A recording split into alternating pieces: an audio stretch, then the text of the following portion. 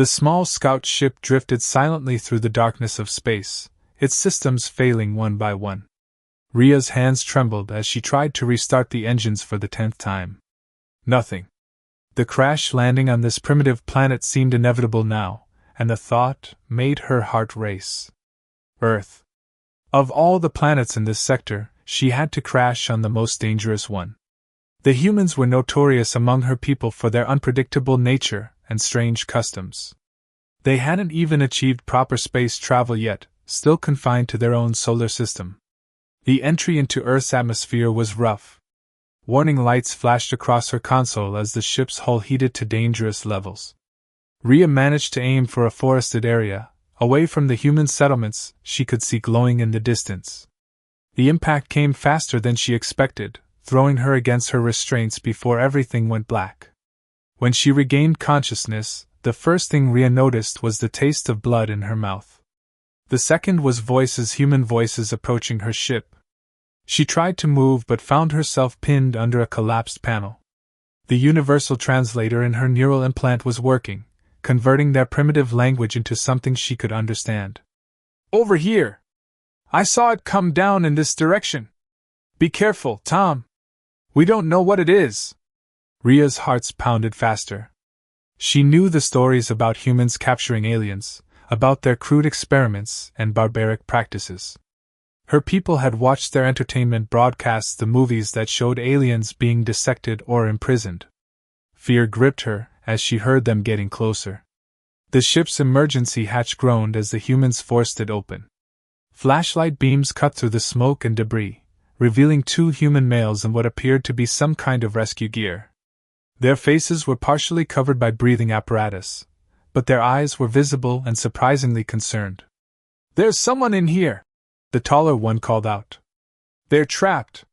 The other one moved closer, his movements careful but purposeful. "Can you understand me? We're here to help. Fire and rescue." Rhea wanted to use her telepathic abilities to defend herself, to push them away, but the crash had left her too weak. She could only watch as they worked to free her from the wreckage, their movements surprisingly gentle despite their primitive tools.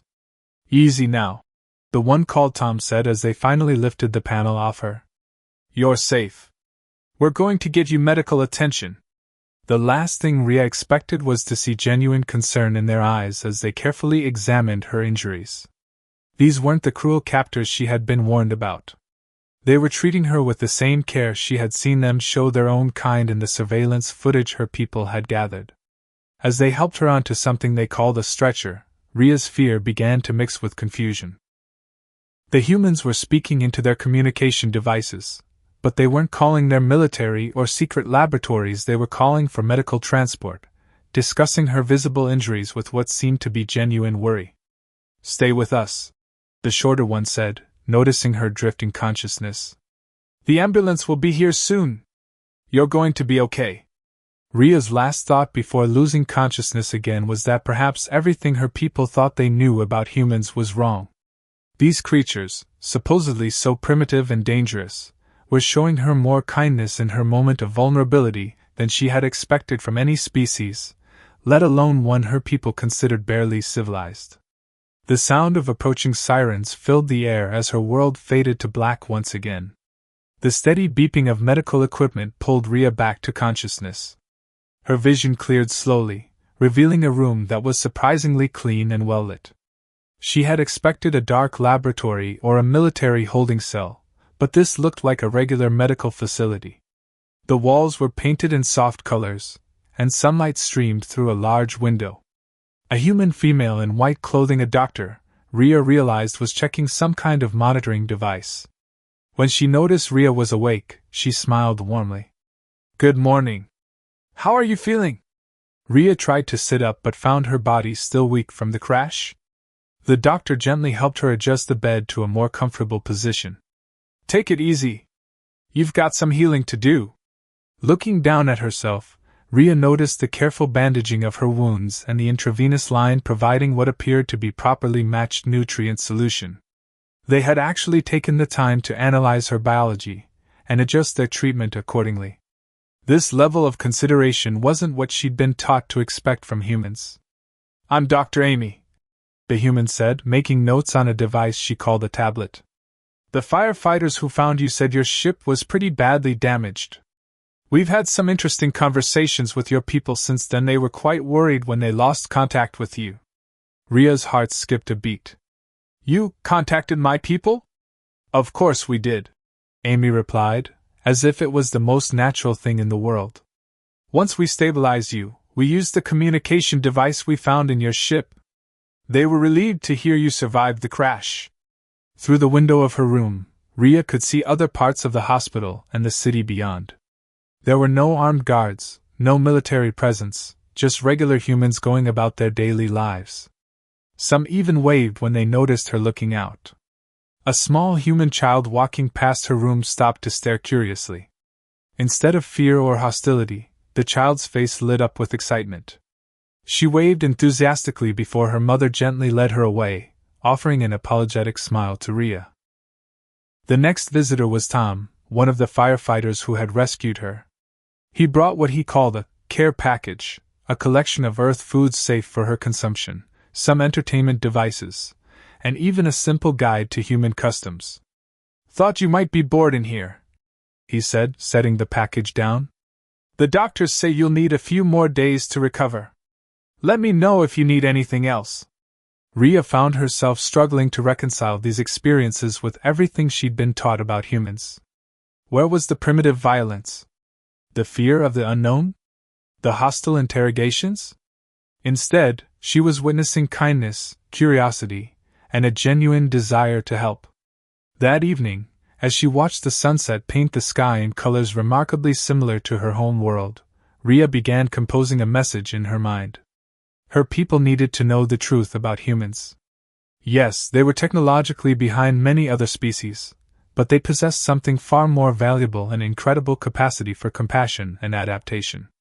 A nurse came in to check on her, adjusting her blankets and asking if she was comfortable. Such simple gestures, yet they spoke volumes about human nature. As Ria drifted off to sleep, she realized that being captured by humans might be the most enlightening experience of her life. 1 week into her stay at the hospital, Ria found herself surrounded by a small group of human medical students. Dr. Amy had asked her permission to share her medical data for educational purposes, treating her not as a specimen, but as a willing participant in their learning. Your cardiovascular system is fascinating, one of the students said, genuine wonder in his voice. The way your twin hearts work together, it's incredibly efficient. We could learn so much about improving our own medical treatments from this. Ria felt a warmth she hadn't expected. On her world, humans were considered too primitive to contribute anything of value to medical science. Yet here they were, seeing the beauty in the differences between their species rather than reacting with fear or disgust. The hospital had set up a secure communication channel with her homeworld, allowing her to speak with her family daily. Each time, they asked when she would escape, unable to believe she was actually being treated well. Each time, she tried to explain how wrong their preconceptions had been. You don't understand, she told her worried mother. They're not keeping me here. I'm staying because I want to learn more about them. They're different than what we thought. Tom visited regularly, bringing her news about the salvage efforts on her ship. The engineering team thinks they can repair it, he explained, showing her pictures on his phone. They're actually excited about the challenge. They've never seen some of these systems before, but they're figuring it out. What amazed Ria most was how the humans shared their knowledge freely. Dr. Amy brought her medical journals, eager to exchange information about their different approaches to healing. The engineers working on her ship sent her detailed questions, respecting her expertise rather than trying to steal her technology. One afternoon, a young nurse named Lisa brought her something unexpected: a small potted plant. It's called a peace lily, she explained. We give them to people who are healing. I checked with your doctors to make sure it's safe for your biology. Ria touched the smooth leaves gently. On her world, giving a living thing as a gift was a sign of deep respect. Somehow, humans had independently developed a similar custom. How many other parallels had her people missed in their rush to judge humanity as primitive? The daily news reports about her presence were another surprise. Instead of fear-mongering or calls for her imprisonment, the human media focused on the potential for cultural exchange and scientific cooperation. They respected the hospital's privacy protocols, never trying to intrude on her recovery. During her physical therapy sessions, Rhea worked with a human specialist named Mark who had adapted his techniques to account for her alien physiology. His patience and creativity impressed her, especially when he designed new exercises specifically for her unique muscle structure. "The human body is amazing at adapting," he told her during one session. "Turns out, that applies to how we adapt our treatments for non-human bodies too. We just have to be willing to learn and adjust our approach." That evening, as she sat in her room watching Earth's moon rise, Rhea began writing a formal report to her people's scientific council. The humans weren't just capable of understanding advanced concepts, they were innovative, adaptable, and possessed an extraordinary drive to learn. Their technological development might be behind other species, but their potential was undeniable. Perhaps, she thought, that was the greatest discovery of her accidental mission. Sometimes the most advanced civilization isn't the one with the most sophisticated technology, but the one with the greatest capacity for growth and understanding. The day Rhea was cleared to leave the hospital started normally enough. She had packed the few belongings she'd accumulated during her stay: the peace lily from Lisa, books from Tom, and the tablet Dr. Amy had given her for taking notes. The engineers had reported her ship was nearly repaired, and she felt a mixture of excitement and unexpected sadness about leaving Earth. Then the emergency alarms began blaring. "Code blue in pediatric ward," the announcement system declared. Rhea watched as medical staff rushed past her room. Through her now enhanced understanding of human medical terms, she knew this meant someone's life was in danger. Dr. Amy burst into her room, looking worried. "Rhea, I hate to ask this, but we need your help. A child's heart is failing, and our usual treatment isn't working. Your knowledge of dual heart systems might help us save her." Without hesitation, Rhea followed Dr. Amy to the pediatric ward. Inside a treatment room, a small human girl lay unconscious, surrounded by medical equipment. The girl's mother stood nearby, tears streaming down her face. "This is Emma," Dr. Amy explained quickly. "Her heart condition is something we've never seen before. The regular medications aren't working, and she's getting worse." Rhea stepped forward, activating her neural implant's medical scanning function. The data streamed across her vision, and she immediately understood the problem. The girl's heart was beating in an unusual pattern, one that was actually common in her own species' infants. "I know what's wrong," Rhea said, turning to Dr. Amy. "Her heart is trying to beat in a dual pattern, like my species' hearts. It's a rare genetic variation, but we have treatment protocols for this." The next hour was a blur of activity. Rhea worked alongside the human medical team, explaining the treatment her people had developed centuries ago for similar cases. The humans adapted quickly, modifying their equipment and medications based on her guidance. "The pattern is stabilizing," one of the nurses announced. The relief in the room was palpable as Emma's vital signs began to improve. Later, as Emma rested peacefully with her grateful mother by her side, Dr. Amy turned to Rhea. "You just helped us discover and treat a completely new human heart condition. This knowledge will save other children in the future." Rhea felt something shift inside her. On her world, sharing advanced medical knowledge with a less developed species would have been considered dangerous. But watching Emma's mother hug her daughter, seeing the tears of joy instead of sorrow, Rhea knew this was exactly what advanced civilizations should do: help others, share knowledge, save lives. That evening, Tom found her in the hospital garden, sitting next to her peace lily. "Heard you had quite a day," he said, joining her on the bench. "The whole hospital's talking about it. You're a hero." "I just shared what I knew," Rhea replied. "Your medical team did the real work. They adapted the treatment perfectly, even with their limited technology. That's what humans do best." Tom smiled. "We adapt, we learn, we grow. Sometimes we just need a little help seeing new possibilities." Looking up at the stars, Rhea made a decision. Even after her ship was repaired, she would request to stay on Earth longer.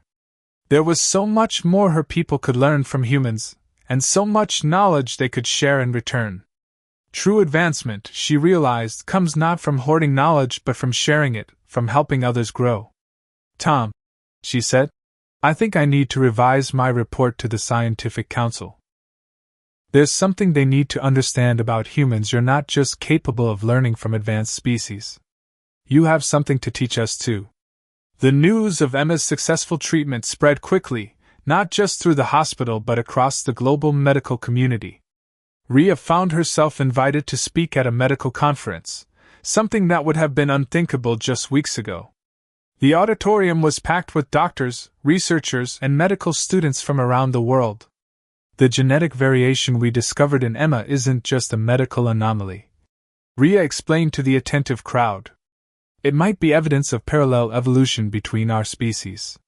There's so much we could learn from each other. In the front row, Emma sat with her mother, fully recovered and beaming. The little girl had drawn a picture of herself with Rhea, their hearts glowing with the same rhythm. It now hung proudly in Rhea's temporary office at the hospital.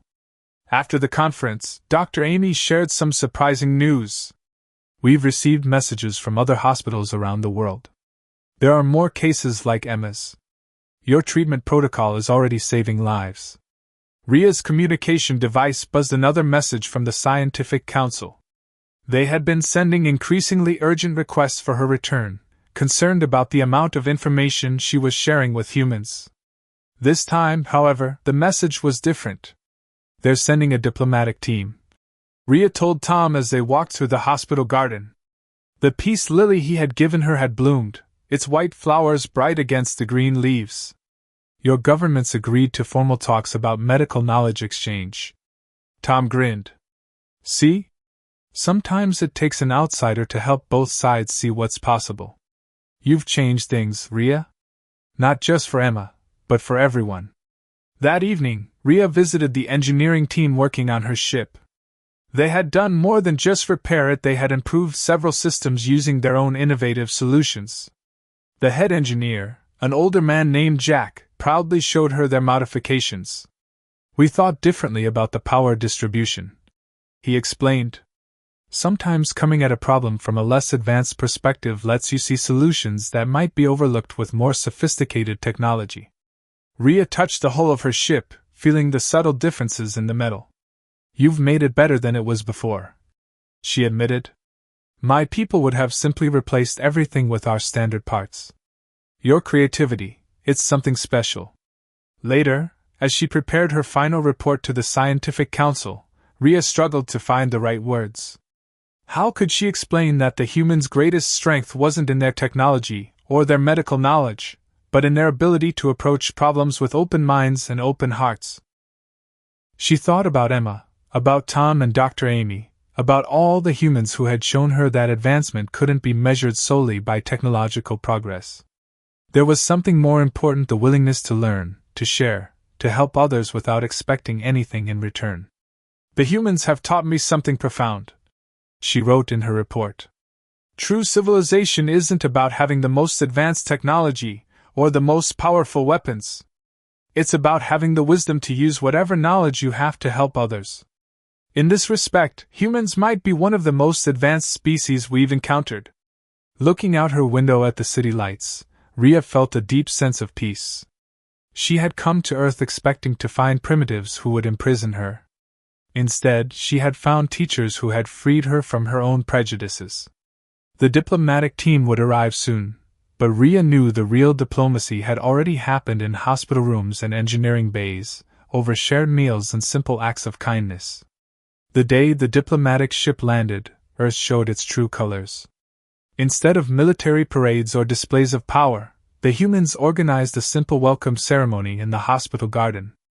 Emma stood beside Rhea, holding her hand as they watched the sleek silver ship descend from the clouds. The diplomatic team emerged, clearly expecting to find their scout being held against her will.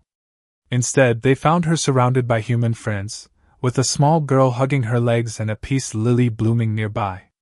Welcome to Earth, Rhea said formally, then smiled.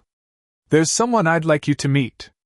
She introduced Emma to the startled diplomats, explaining how human doctors had worked with her to save the child's life. As Emma showed them her drawing of two hearts beating as one, Rhea saw the same transformation in their eyes that she had experienced, prejudice giving way to understanding. Dr. Amy presented the medical research they had compiled, not just about Emma's case, but dozens of other discoveries made through collaboration between human and alien medical knowledge. The diplomatic team's chief medical officer was visibly moved by the potential implications. "This could save millions of lives across multiple species," she admitted, reviewing the data. "We never considered that a less advanced civilization might have medical insights we had overlooked." Tom and the engineering team proudly demonstrated the improvements they had made to Rhea's ship. The diplomatic engineers were particularly impressed by the innovative power distribution system.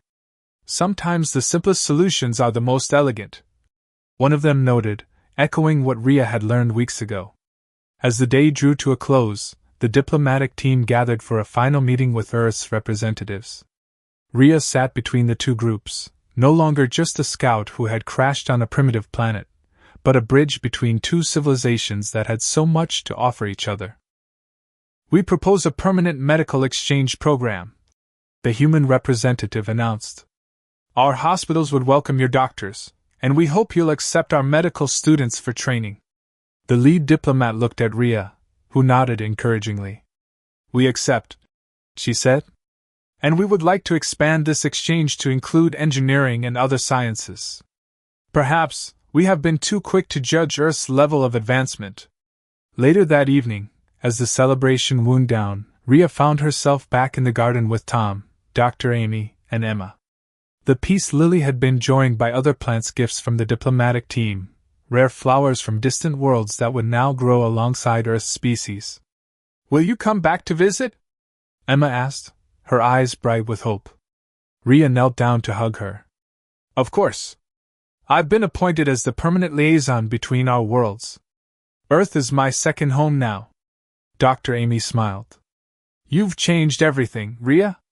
Not just for Earth, but for both our civilizations." "No," Rhea corrected her gently. "We changed everything together. That's the lesson I learned here. True progress comes from cooperation, not competition. From seeing the value in our differences and the strength in our shared humanity, or perhaps I should say our shared personhood."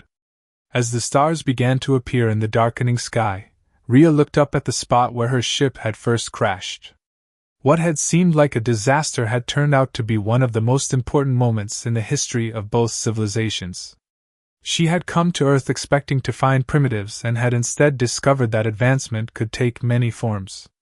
Sometimes, she realized, the most powerful technology isn't a starship or a medical scanner, but the simple human ability to look past differences and see the potential in others. That was the true measure of civilization, and by that measure, humans were far more advanced than anyone had guessed.